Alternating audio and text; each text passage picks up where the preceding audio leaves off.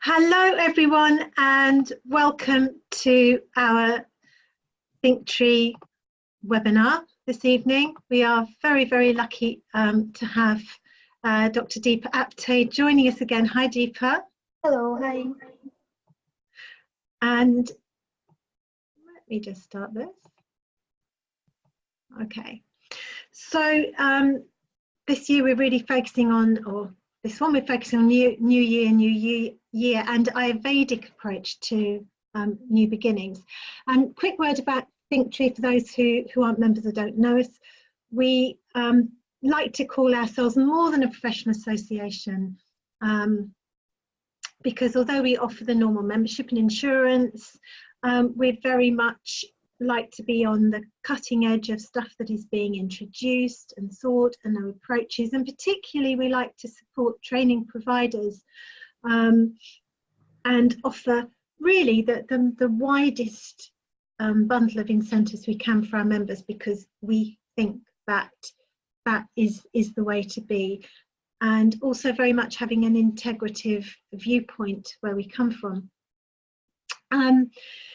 So tonight, a little bit about Dr. Deepa Apté. She qualified as a medical doctor and surgeon in India, and then trained later as an Ayurveda practitioner and yoga teacher. She's run successful practices in India and Germany, and she was the co-founder of Ayurveda Pura in 2003 in London, which delivers absolutely fantastic Ayurvedic, very authentic Ayurvedic health products and services to people in the UK and in Europe.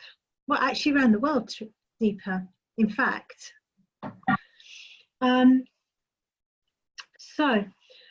an international teacher, her passion is to absolutely educate and inspire people from everywhere about the health benefits of the science of Ayurveda. And we've just been chatting about its long history, how it's a whole system, and there's always so much to understand it. I stand in there and learn, and the whole ethos and approach in science which underlies it. She's also been a university lecturer, master's degree examiner, and executive director of education for the UK Ayurveda Practitioners Association, and is also a well-known regular international speaker and writer. And I know tonight she's going to be sharing with us things that are particularly good to eat in the winter season, and particularly for detoxing and liver cleanse from a women's health point of view. If you're watching us live, if you have a check, you will see on your menu bar the Q&A button. So what I'd love you to do is just put the questions in there that come up as we go along, and then Dr. Apté will answer them at the end. I will be launching a poll at the end. If you can fill that out for us, that would be lovely too. And do make sure your device is charged and plugged in before you start. You might also like to have a pad and paper if you want to take any notes. I know Dr. Apté's talks are always packed full of information. So really, if you haven't got a pad and paper, it's probably a good thing to get one now. Glass of water, as ever, I always have my water, and come with an open mind. So on that note, I'm going to hand over to Deepa and allow you to enjoy everything that she has to share with you tonight. So over to you. Thank you. Okay. So let's start, and I hope you're able to see me at the moment. First of all, thanks a lot for your evening, that is your time today, this evening, for this particular talk. It will be approximately for an hour. We will finish approximately around 8 o'clock. And the aim for today's webinar, of course, is from an Ayurvedic point of view. And it is all about how or what we can look into in terms of cleansing or detox. And as the name of the webinar goes, it's New Year, New You. But from the point of view of just not about when we start a new year, what things to be done, but even from the point of view of like winter wellness and so on. So we'll be looking into many different aspects from that point of view. And of course, as Rosemary just mentioned, I will also be talking about the liver cleanse. First of all, looking into the new year itself, 2020, we are already well, today is the 21st of January, so 20 days have already gone by. But I'm sure that in the last 20 days, a lot of you were thinking or have been thinking that, yes, the Christmas has gone by, New Year has gone by, and now it's time to focus on what your kind of, New Year kind of resolutions are. And along with that, you may have health resolutions.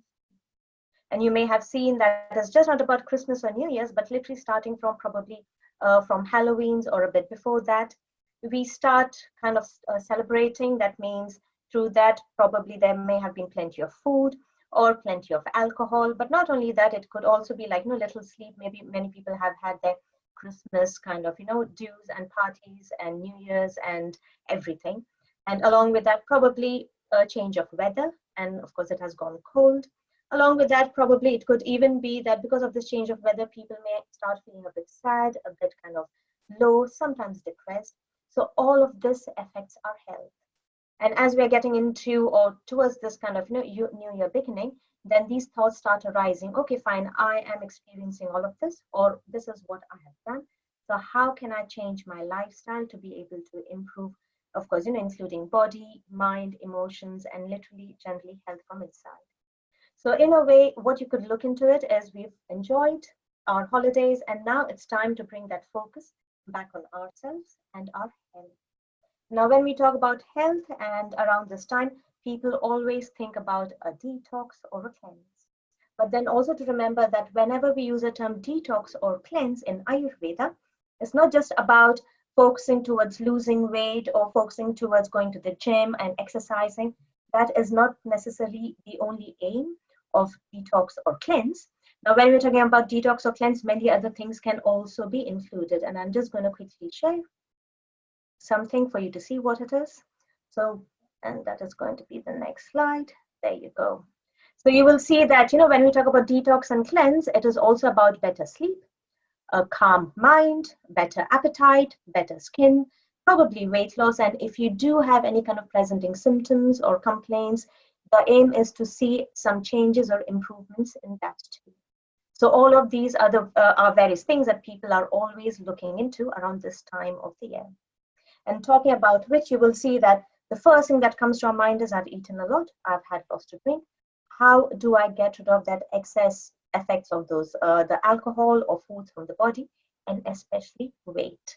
A lot of people, in fact, I've been getting consultations where people have come and said that I've gained a lot of weight, can you please help me to lose weight? And the other thing they also say is that when they want to lose weight, they don't necessarily want to starve. Starving does not always help. Going on a diet also doesn't help, because many of us love our food, and in a way so that you can still continue having those kind of foods and yet see that change or improvement. So that is also another way of looking into a cleanse. So when we talk about a detox or cleanse in Ayurveda, that is also about still nourishing the body. Nourishment is very important. Again, very important is not to starve the body. So that is also another thing that we are looking at. So here are a few tips, or if you want, suggestions in terms of how you can detox, cleanse, lose weight, better sleep, calm mind, and so on. So the first thing that I always tell everyone is all about water. Now remember, when we talk about water, it is not necessarily only about drinking cold water or room temperature. The most important thing is hot water. So whenever we talk about hot water too, also to remember that it is first thing in the morning that we have this water. So a very simple thing is, first thing in the morning when you wake up, you've brushed your teeth. The first thing you do is just have a glass of warm or hot water, approximately 200 or 300 ml on empty stomach. And remember, you're not sipping this water, you're drinking it down quickly. People have asked me, what is the reason for drinking down warm or hot water first thing in the morning? What happens is that when we go to sleep, for those 7-8 hours, the gut gets completely empty, especially the stomach, the small intestine.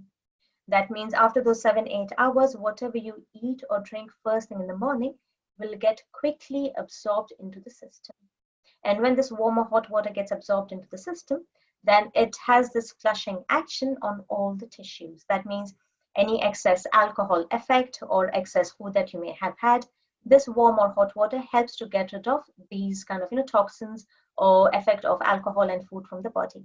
And my suggestion would be not to do it just for 1 day or 2 days, but try and do it for at least 2 to 3 weeks.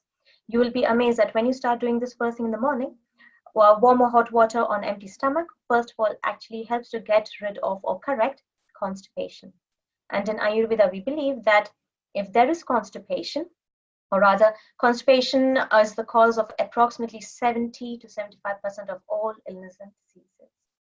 And it is believed that if you get rid of constipation, you can get rid of many different illnesses and conditions too. Now, it's just not about getting rid of illnesses and conditions.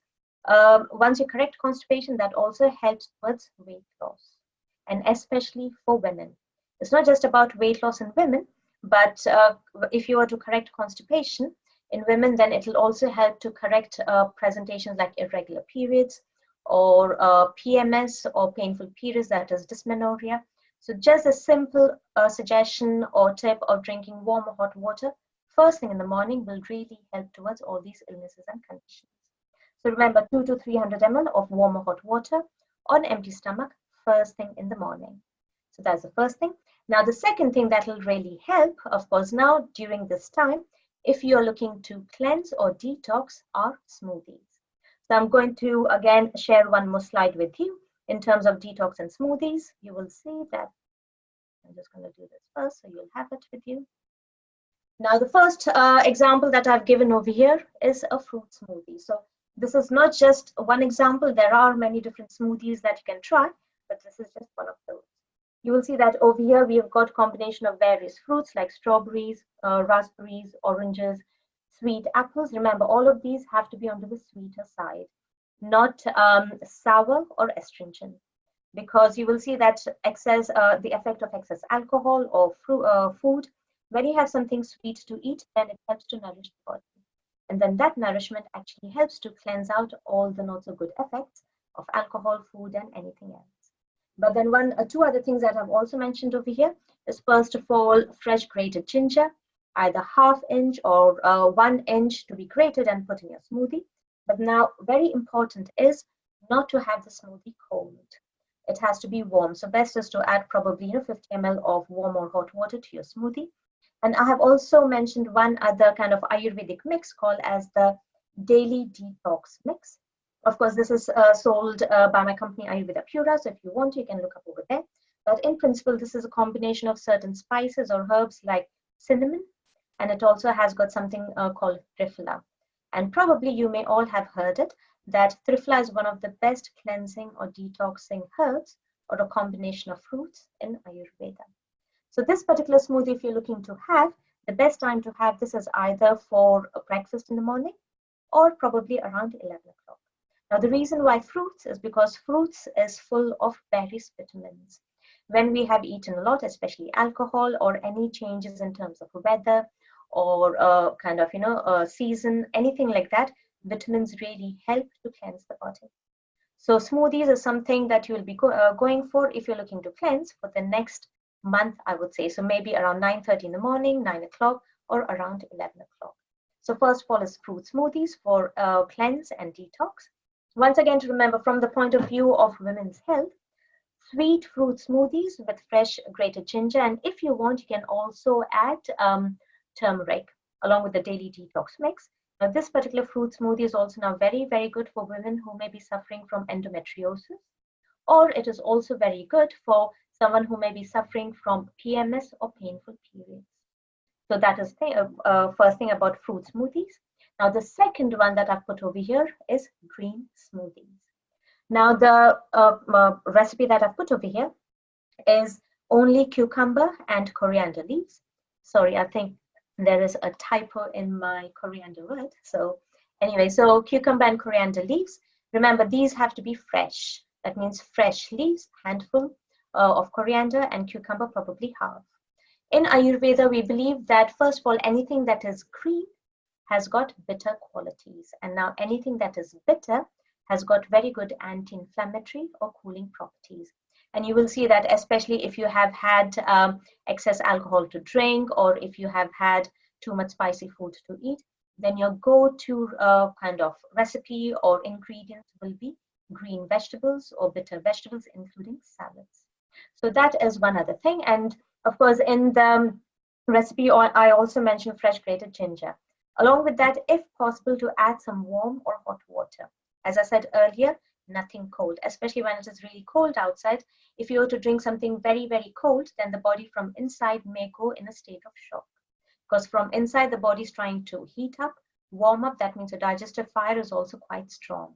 So with it being quite strong, if you were to drink something very cold, then the internal organs, especially the muscles, go in a state of spasm.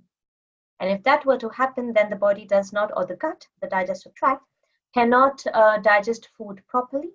And because of that, the internal organs get tired, and that may lead to malabsorption, and that may then lead to insomnia or an upset stomach, and so on. Now, talking about this particular smoothie that I've mentioned, that is the cucumber and coriander smoothie. Now, this particular recipe is also very, very good for all kinds of skin ailments. You may see that sometimes women suffer from conditions like acne, especially in PCOS, or generally acne when they're going to get their periods or around that time of PMS. So for all such skin conditions which may be endocrine system or hormone related, such green smoothies, especially a combination of cucumber and coriander, really helps. Along with that, other ingredients that you can add to your smoothies can be vegetables or salads like celery, spinach. You can also add basil leaves, or you can even add lettuce. So anything that is green really helps. So that's the second thing in terms of cleanse or detox, that is green smoothies. Now, along with that, you will see that I'm just going to first of all share this screen so that you know what I'm talking about. You will see that now during winter time, because it is really cold outside, then the body also, of course, starts getting cold. That means the extremities get cold. Probably inside the body, in the gut, the digestive fire is quite strong, but sometimes the hands and feet may feel cold. But one more thing about cleansing during winter time, or especially as a New Year detox or cleanse, is all about having herbal teas. Now, a very simple thing is, if you are looking to lose weight, every time you have any snack, it can be a small kind of bar of chocolate, it can be a pudding, it can be biscuits, or probably even fruits. And of course, even after your main meals like breakfast, lunch, and dinner, always finish it off by having a cup or a mug of herbal tea. So when I'm talking about a cup or mug of herbal tea, of course, in Ayurveda, we also talk about herbal teas based on your body type. So if you think that your body type is that of Vata, so Vata is air, and that means you may have tendency towards dryness, lightness, not being able to sleep well, then a combination of orange and fennel really helps. But on the other hand, if you think that your body type is Pitta, and when we say Pitta, Pitta is fire. That means such people, they have this tendency towards feeling hot, or sometimes also suffering from inflammation like arthritis or even dysmenorrhea, painful periods. Then a combination of saffron and cardamom is very good. But on the other hand, if you think that your body type is Kapha, so when we use the term Kapha, Kapha is a combination of water and earth. And hence you will see that just the way water is soft, gentle, and flowing, but earth is heavy, such people may have this tendency towards feeling heavy, probably sluggish, or once you've eaten some food, you may feel heavy for hours after that, probably not feeling hungry at all. And hence, if these are the symptoms of presentation, then the combination of cinnamon and ginger is also very good. But one other kind of herbal tea that is really good for everyone is a combination of ginger and lemon. Now you can either have this ginger and lemon tea as tea bags, or you can even create this particular tea at home. Now usually I call it the ginger and honey chutney. And in this particular chutney or ginger and honey chutney, there is fresh grated ginger with lemon juice. Then along with that honey, but then also to add a bit of black pepper, tiny bit of salt.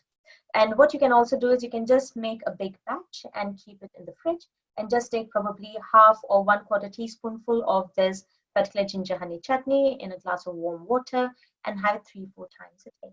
So that is also very good towards detox, cleansing.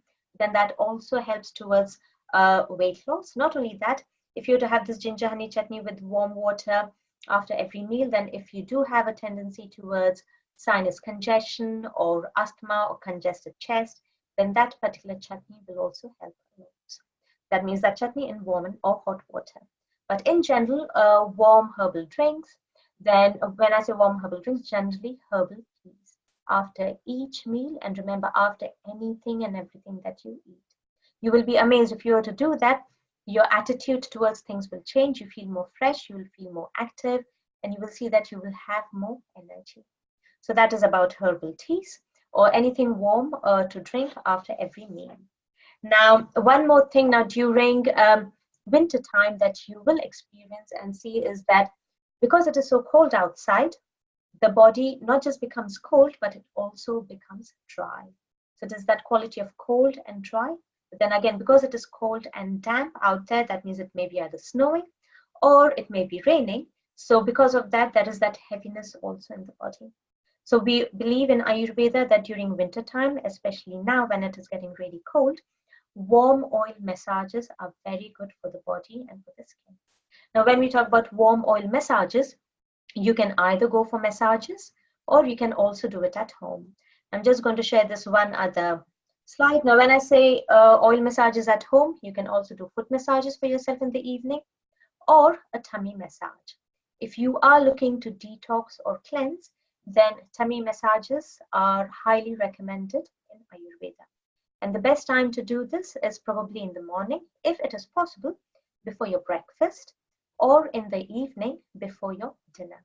So if you're going to be doing it in the morning before breakfast, then just to warm up, any oil, if you've got oil at home, that is sunflower oil or olive oil, or classically in Ayurveda, we talk about sesame seed oil.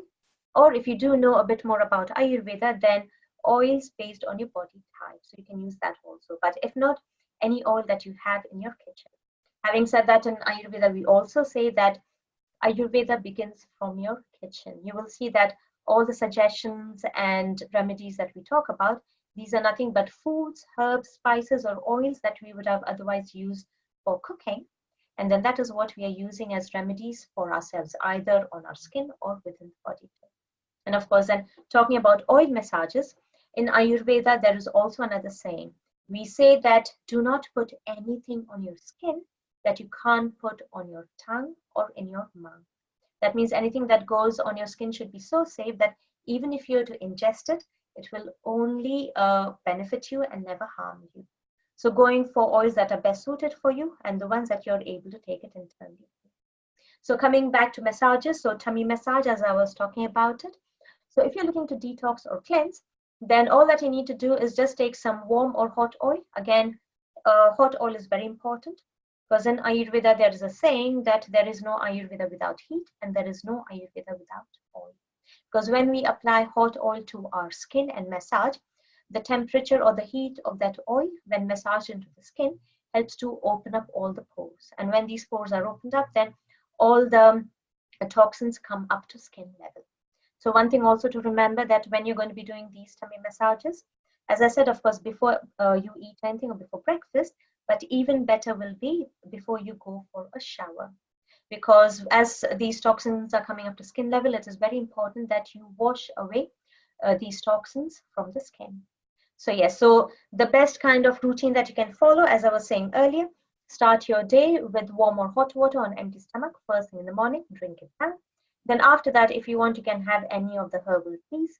Then after that, if you want, and if you do have time, a very short kind of, workout session. It can even be going for a 15-minute walk out there in nature or even at home, probably 10 or 15 minutes of yoga, which can be sun salutations or any kind of position practice if you want to. But then that should be followed with oil massages. So remember, hot oil massage to the skin and especially to the tummy.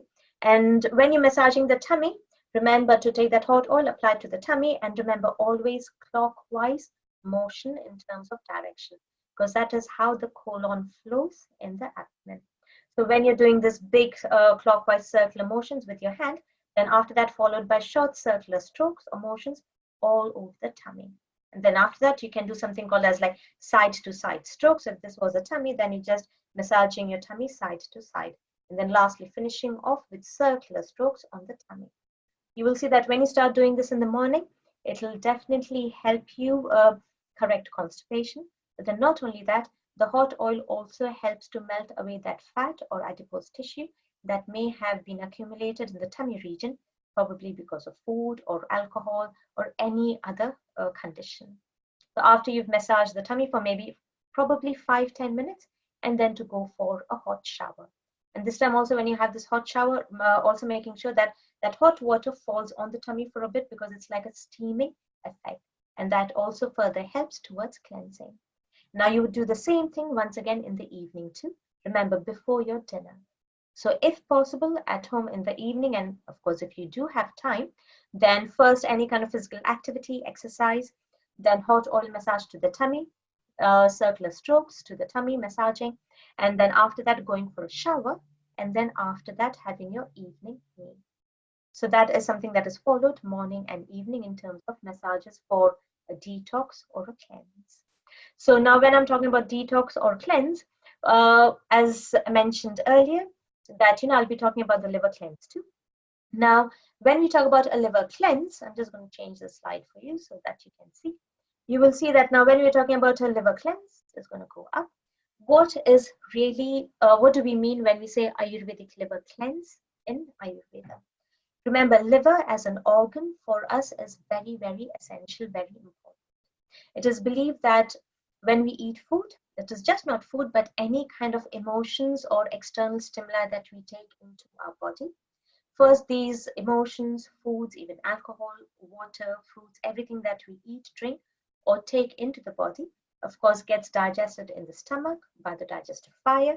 But then after that, whatever food has been digested is now first moved to the livers. That means the liver becomes more active and it starts metabolizing those food particles, or it uses certain enzymes to help further with the digestion.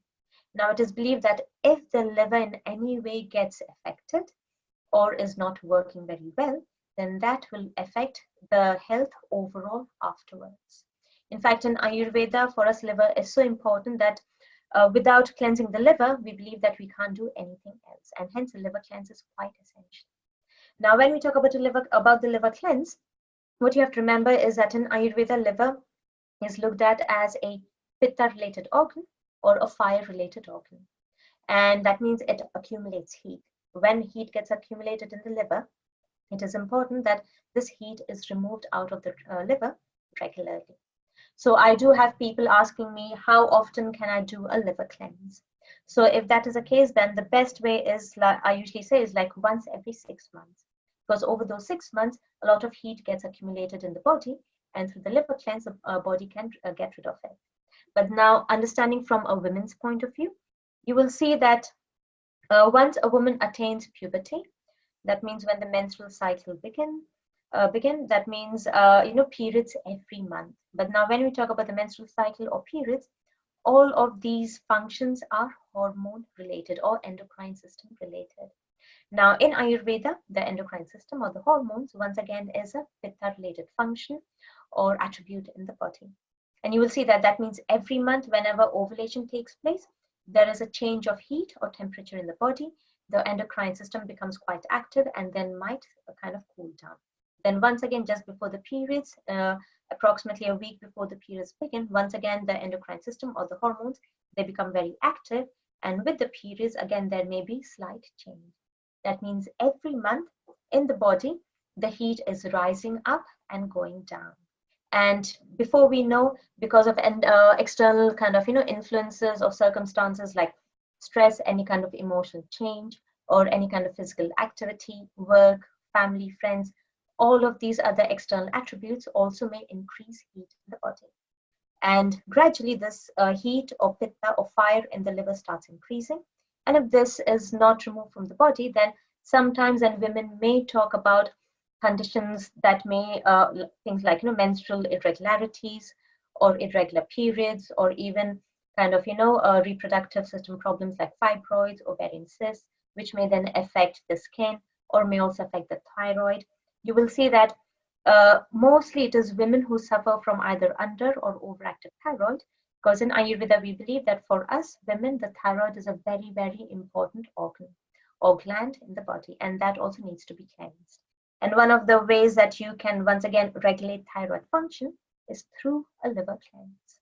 So when you're looking into benefits of a liver cleanse, first of all, it helps towards weight loss, talking about which just last week, just last Saturday, I finished a group of a liver cleanse through a WhatsApp group, and there were approximately 102 people on this group from various different countries, from Spain, from Germany, from USA, Canada, and of course, everyone were doing the liver cleanse together. But at the end of it, most of them actually came back saying that I have lost something between 2 to 4 kilograms.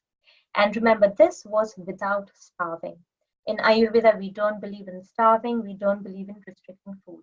But what we do believe in is how you change your food habits, or what it is that you're eating during such cleanse periods. So yes, so weight loss, but then skin changes too. If you're suffering from conditions like acne, especially things like psoriasis, eczema, or any kind of skin allergies, a liver cleanse really helps. And it is amazing to see that once a liver cleanse is done, people actually come back saying that, sleep has improved a lot. I'm sleeping really well. I've had a very kind of, deep sleep at night. So changes with sleep too. And interestingly, a lot of energy improvement.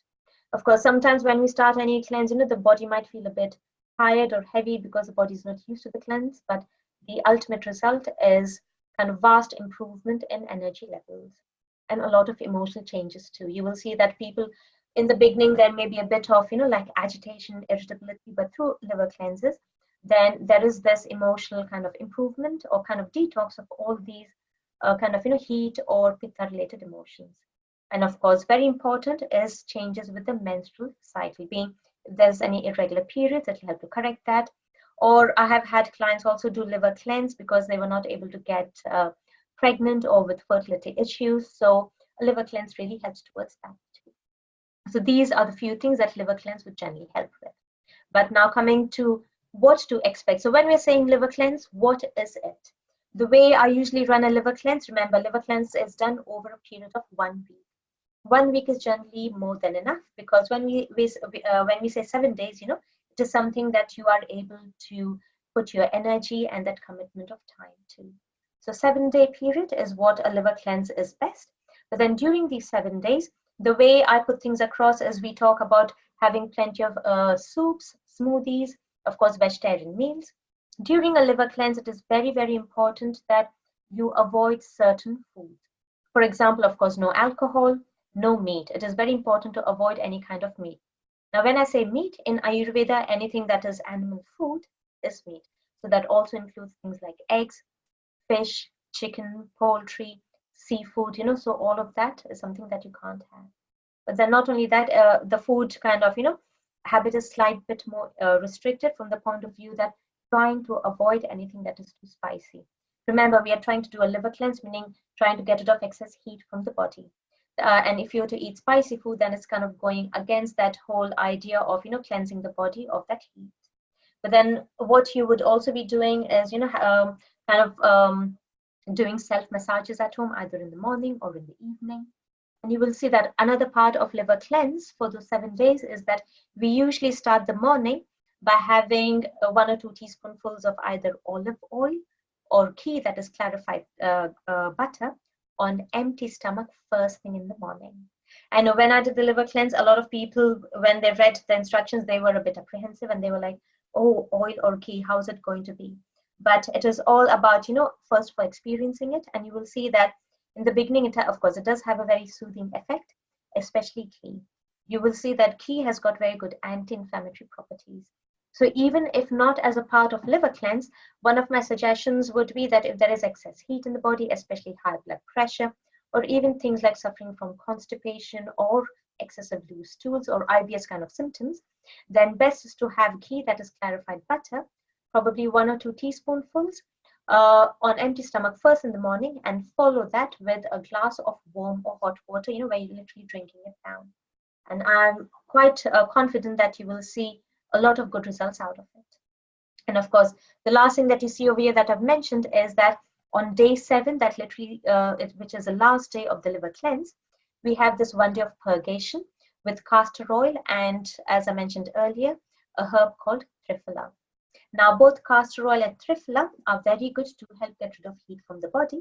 And both of these also have got very good cleansing effects, not just on the liver, but many organs in the body. You will see that when you go through this 1 day of purgation, so when we use the term purgation, when you wake up in the morning, you will have something warm or hot to drink, but then you will have a combination of castor oil and triphala, which is in the powder form, maybe 3 or 4 times from 9:30 in the morning till probably 10:30, 11. But then after that, you're drinking a lot of hot water, hot herbal drinks, teas, and so on, so that it makes up the bulk in the large intestine or colon, which will make you go to the toilet many times during the day. You will see that you may end up going to the toilet probably only 5-6 times or probably 11-12 times, but all of that is good. Because over that 1 week of when you are taking the olive oil or ghee or smoothies or soups, you're actually preparing the gut to help kind of pull all that pitta or heat or fire to the central kind of gut region. And on the 7th day, you're literally purging it all out, pushing it all out through that 1 day of purgation. So that is generally what to expect during the liver cleanse. But then, of course, now when we're talking about the cleanse, of course, you may or may not be able to see this. The way I follow a cleanse, what I do personally is through a WhatsApp group. That means a few people get together and become a part of that group. And every day in the morning, I send out instructions. That's like daily instructions, which you will read, you will follow, and every day kind of daily foods and recipes are given out. So that is what is generally done. And of course, the way I run these liver cleanse programs is that, of course, if people have any problems, then also any kind of, side effect reaction that you may have seen, then I reply back to my clients or to the group ASAP. Because sometimes when you do such cleanses, it is very important that, you have someone to talk to, and that is exactly what I do. So that is what is followed during the cleanse. But then one thing that you will see that during the cleanse or the liver cleanse, it's not just about during the cleanse, but even otherwise, if you are looking to improve the health of liver. Now, when we say liver in Ayurveda, we believe that the liver, the blood, and the skin, these 3 systems or organs, they're very closely related.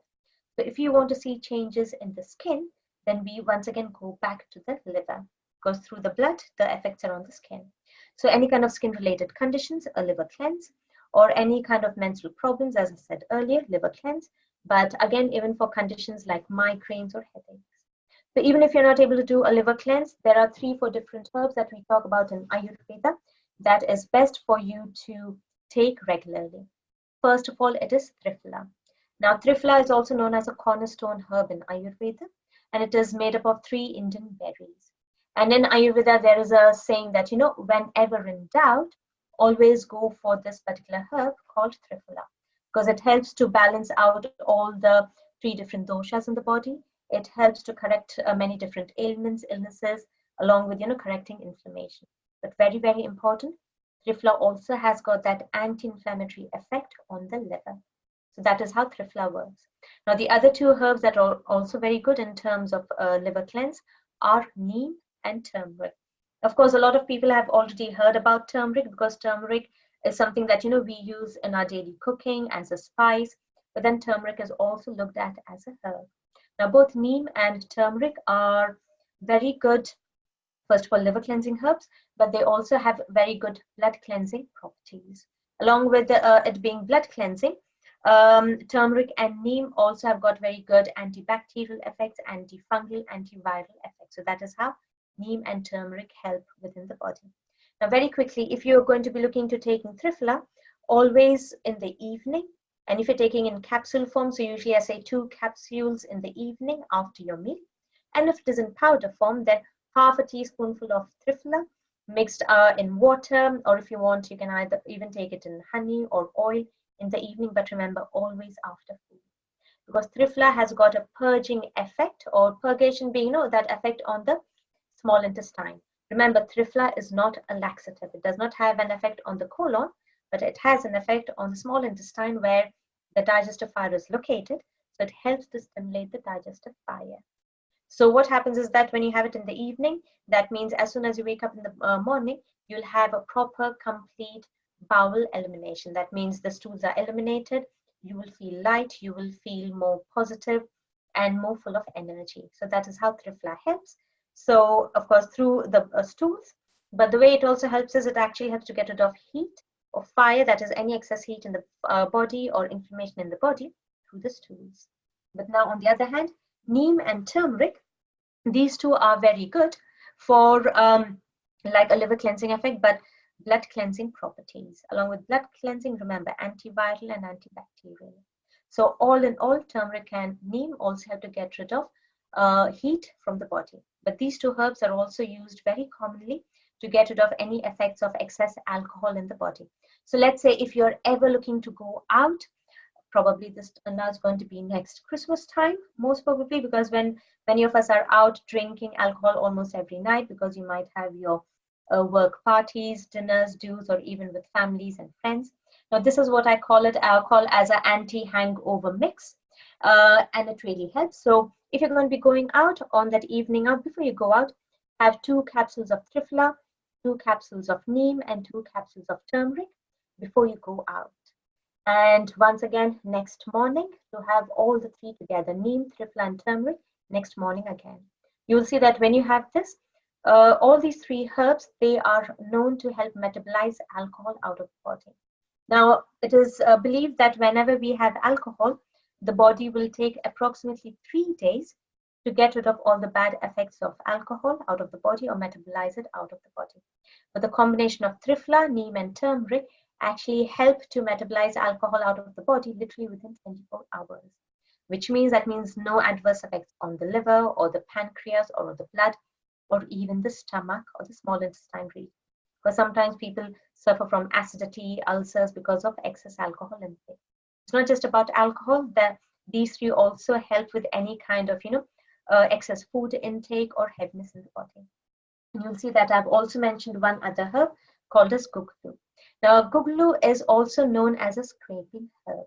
So when we say scraping, it actually helps to get rid of anything that is excess in the body. So when we say excess, let's say, if someone has got that excess weight and you want to get rid of the weight, that excess adipose tissue, then guglu has that scraping effect. Remember, guglu will not make you emaciated or will not lead towards malabsorption. All that it does is scrape out the excess from the body. Likewise, and guglu also helps in terms of for women who are suffering either from, things like fibroids or cysts or even endometriosis. Guglu, just like triphala, is good for all the 3 doshas and has got very good anti-inflammatory effects. Likewise, guglu is also good for the liver. So these are some of the kind of, benefits of these herbs, either for the liver or the liver health, or especially for women. So that is how they help. Now, one other thing that I will quickly talk about before we finish off, because I see that it is already 7:43, and after I finish this, then if you have any questions, then I can answer them. Now, whenever we are looking for any kind of cleanse or detox effect, as you see over here, we talk about this purgation therapy. If you're just doing it on its own, that is with triphala and castor oil, we usually say that every 3-4 months, and it really helps to get rid of heat from the body. But then not only that, soaked nuts. Remember, never to have dry nuts on its own. Always soak all your nuts. They can be pistachios, almonds, cashews, or even raisins. Always soak them in water overnight and have them next day. Because nuts on their own, when they're dry, they have a heating effect on the body. But when you soak these nuts, then they have a cooling anti-inflammatory effect on the body. But then not only that, when you eat them, they also get absorbed very quickly, and they may not have this kind of pressure on the digestive system to digest them. So soaked nuts regularly are also very good in terms of liver cleanse. Now, one other thing that is also really good is, of course, fasting every 2 weeks if you are able to. Now, when we talk about fasting, remember, in Ayurveda, it is not just about drinking only liquids during the day or only kind of, water or herbal teas during the day. When we talk about fasting in Ayurveda, especially if you're looking to do it once every 2 weeks, to have your main meal in the afternoon. So afternoon being noon time. And we believe in Ayurveda that, as long as the sun is on top of our head, which is kind of noon time, and that sun at that time is very strong. Likewise, even our digestive fire is very strong. So whatever you eat around lunchtime will always get completely digested. And of course, because it is lunchtime, that means you're still active for the rest of the day towards evening, and that physical activity also helps towards digesting the food further, but very importantly, it will also help to prevent any kind of weight gain, water retention, fluid retention, and so on. So if you're looking to do any kind of fasting, then probably once every 2 weeks. And the way you will do this is like having plenty of herbal teas, fluids during the day until lunchtime, then to have that one main, remember once again, vegetarian meal for lunch. And when we talk about vegetarian meal, if possible, probably soup with steamed salad and some rice, or maybe like a steamed salad on its own, but remember no bread, no meat, no fish, or nothing like that. And also to avoid spicy foods for that day. So fasting in that way will also really help to cleanse the body or detox the body. So these are some of the general things that you can do as a part of, if you want to call it a New Year cleanse, New Year, New You, or a liver cleanse, or anything to do with detox and cleansing. I know I speak very fast. That's because I try to get a lot of information out there. So I think we may have a few questions. So I will just go back to Rosemary. Hi, Deepa. that was lovely. You know, I always have water when I wake up. I always have water before breakfast, but I don't generally have hot water. And now you've gone, Yeah.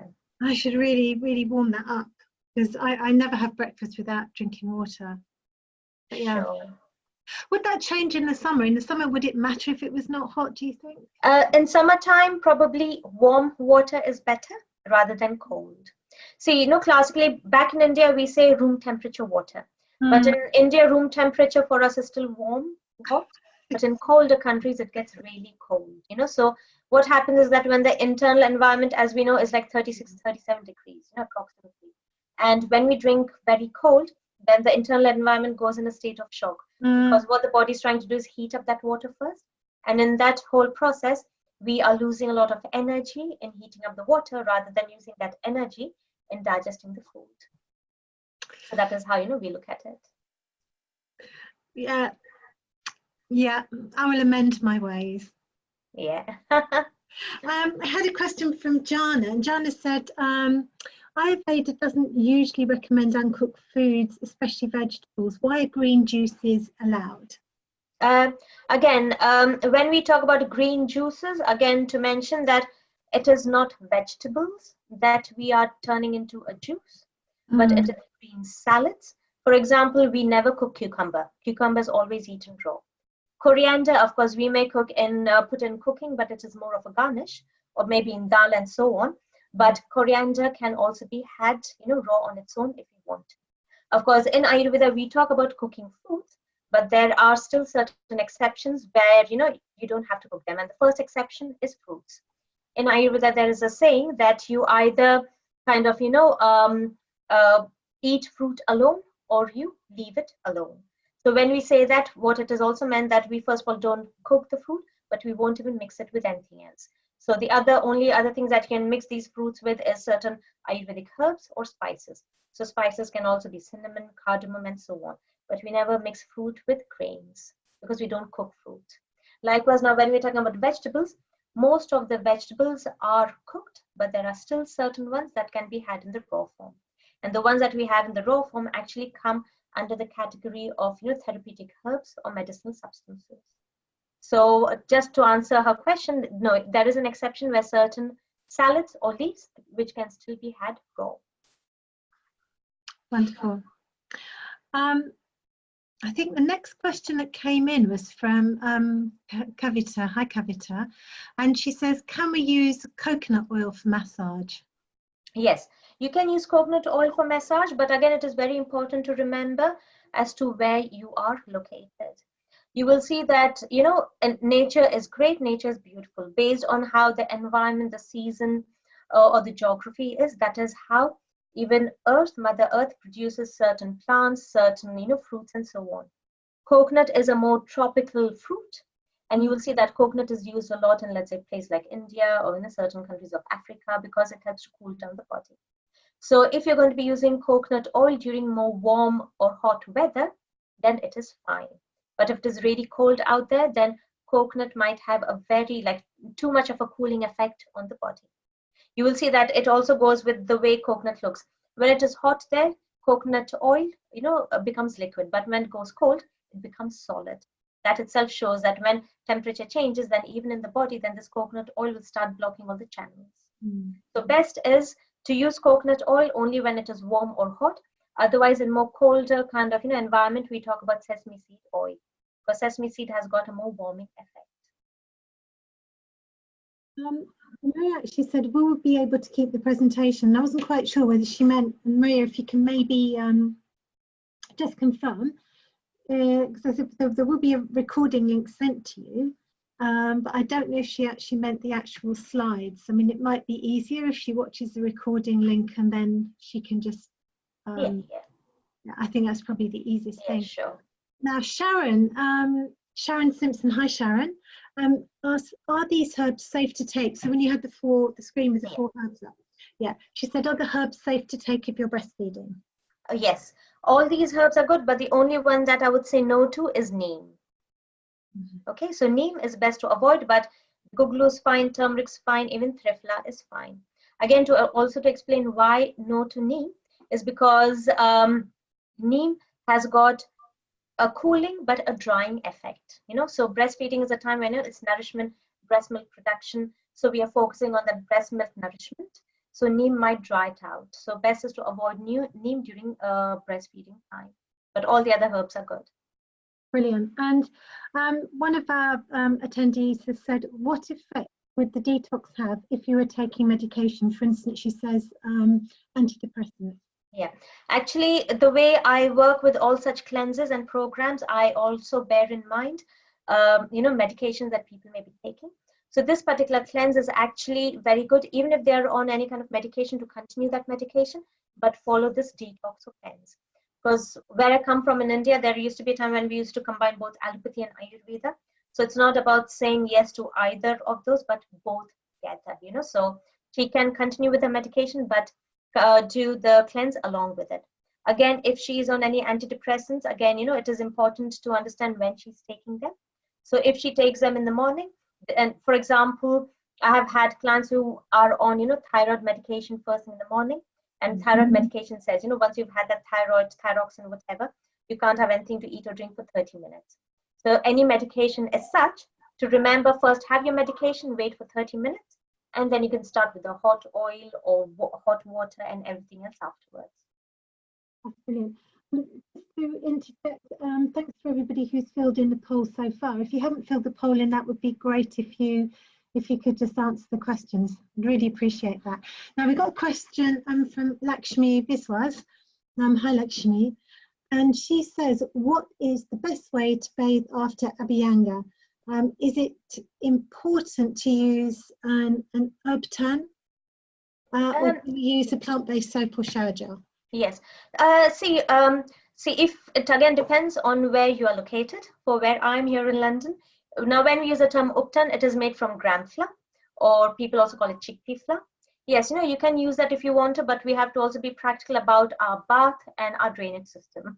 So, it should not clog those things. Again, that bit is very important. So even if you want to use an uptan or gram flour, best is after you've applied the oil and massaged, then to apply that powder to the skin and rub off or get rid of that excess oil from the skin outside the bath.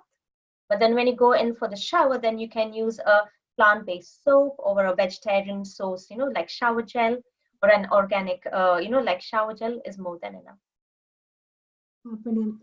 I know you mentioned the ginger and chutney recipe. How, if you wanted to make this chutney, what would be the easiest way to do it? Okay, the easiest way is like, of course, on my blog, that is deepaapté.com, I have this recipe mentioned under the recipes column or menu. Right. But just very quickly tell like to get maybe, I don't know, like some amount of ginger, grate the ginger, get rid of the skin, grate it, put it aside. Now to that ginger, first of all, we add lemon juice. The amount of lemon juice that we add is not a lot, just enough. So if I'm taking, let's say, like maybe a handful of ginger, grated ginger, that I will add only half a lemon, juice from half a lemon only. But then to that, to add probably 1 or 2 tablespoons of honey. but then a pinch full of salt and some grated black pepper. Again, because some people like the taste of ginger, some people like the taste of honey. So the proportion is something that they can add as much as they want to. But very important is that there is not too much lemon juice in there. And also not too much salt, so just enough. If people are looking for more recipes like that, if they look at deepaapté.com, it's got yes. Under recipes, there are loads of recipes there. Oh, brilliant. I might put some of those in the newsletter, Okay, yes, that sounds good. Also, Lakshmi also says, what is the best water to drink, such as without chlorine and fluoride? Are reverse osmosis filters ideal? I've heard they make water more acidic, so I am a bit confused.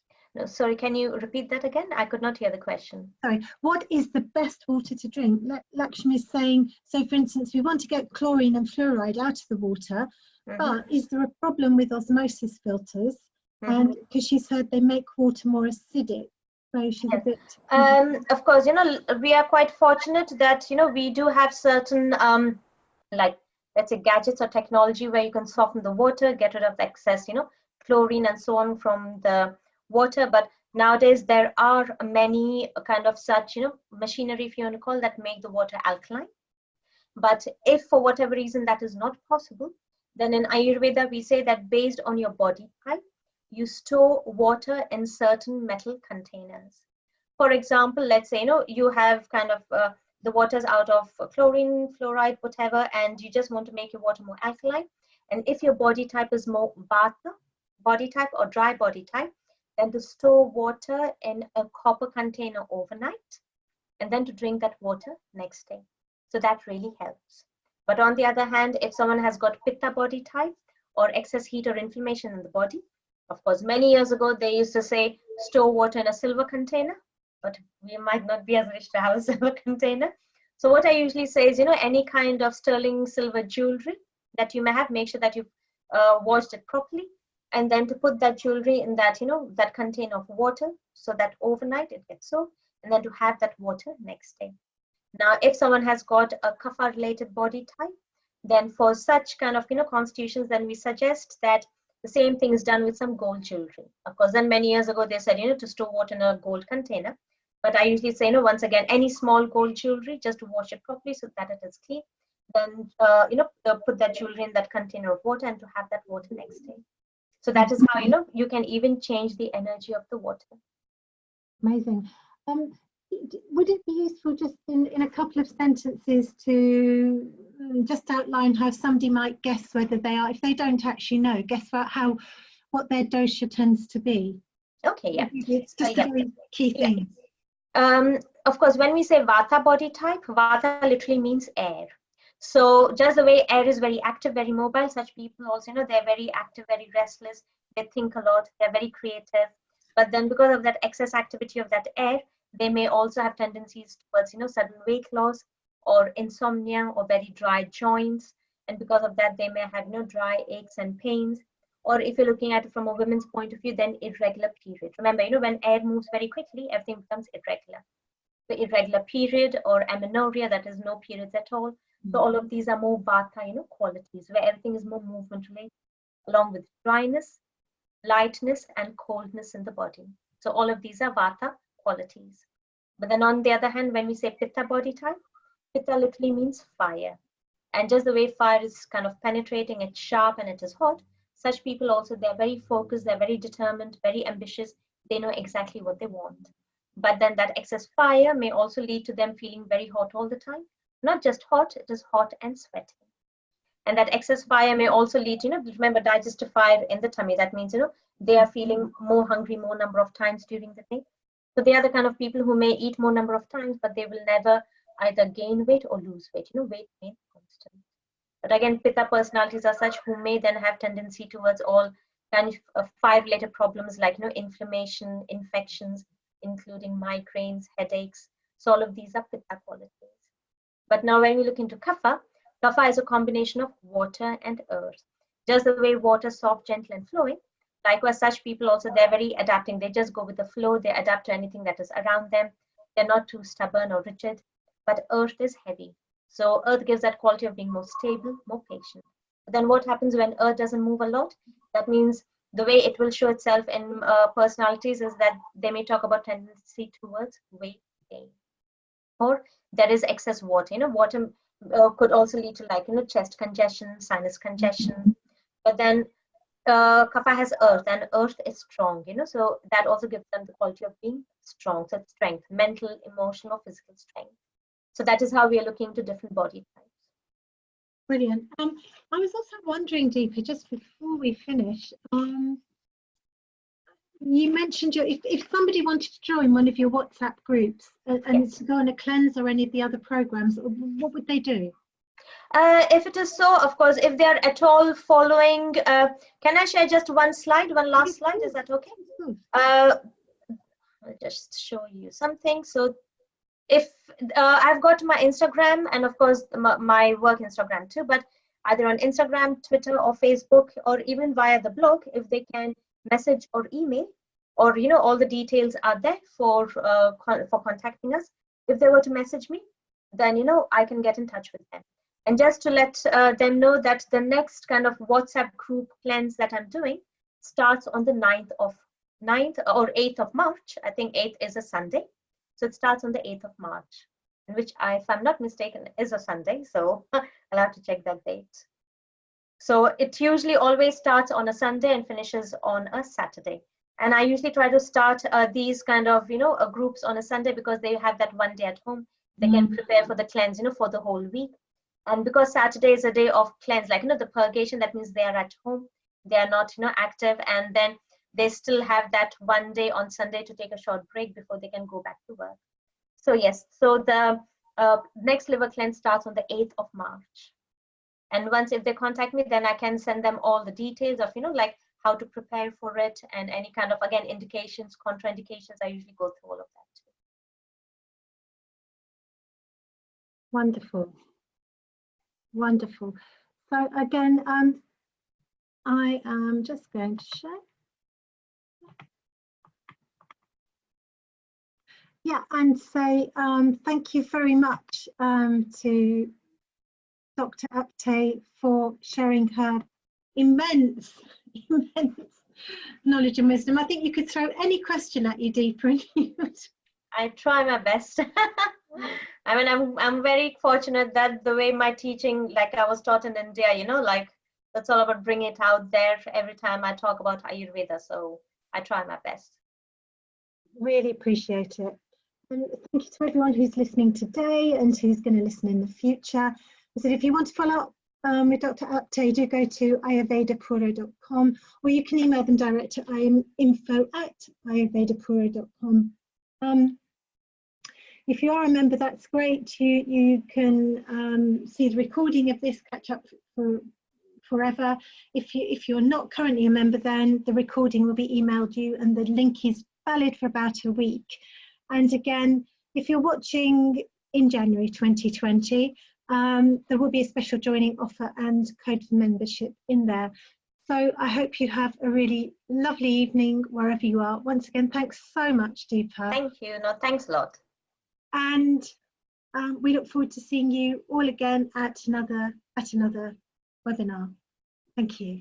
Thank you. Have a good evening. Thank you. You too, Deepa. Thank you.